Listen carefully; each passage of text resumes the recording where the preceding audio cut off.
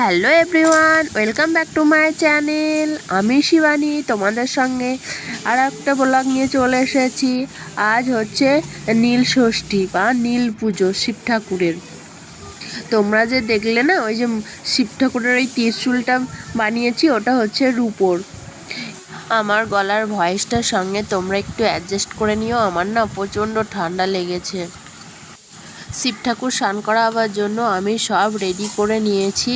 এদিকে নন্দী মহারাজ, মহাদেব, ত্রিশূল সবগুলোকে স্নান করিয়ে নেব। ঘি, মধু, গঙ্গা জল এইসব দিয়েই স্নান করাবো, তার সঙ্গে বেলের পাতা, আকন্দ ফুলের মালা।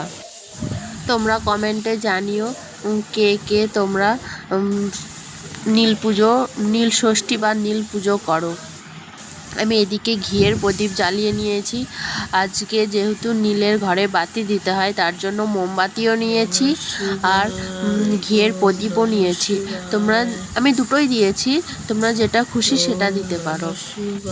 আর তোমরা কমেন্টে জানিও ত্রিশূলটা কেমন হয়েছে। আমার ভিডিওটা যদি তোমাদের ভালো লাগে তাহলে একটা লাইক, কমেন্ট, শেয়ার করে দিও। তোমাদের একটা লাইক আমাকে অনেক মোটিভেট করে।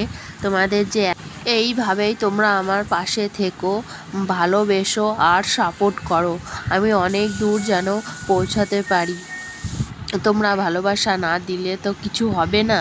তোমরাই আমার একটা ফ্যামিলির মতো হয়ে গেছো। আমার নীল পুজোর ব্লগটা যদি তোমাদের ভালো লাগে তাহলে একটা লাইক করে দিও আর চ্যানেলটাকে প্লিজ তোমরা সাবস্ক্রাইব করে দিও।